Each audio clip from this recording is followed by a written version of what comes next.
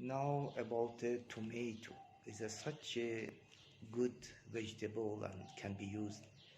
But those people, I remember about a few years back, 4 or 5 years ago, the documentary came to me. Tomato was a food number one. But many people used it.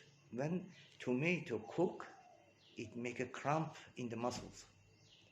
And many people pull back. And many culture, they not eat tomato because of that. Like a Chinese, like a Thai, many Japanese, they not eat tomato because of the cramp.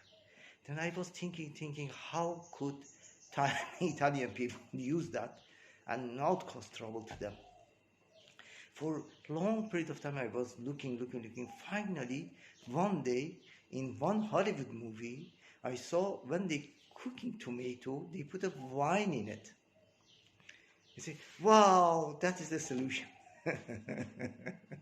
Then anytime you cook the tomato, raw is okay. Cooked, you put a little wine in it in time of the cooking. This solved most of the problems. Thank you, dear.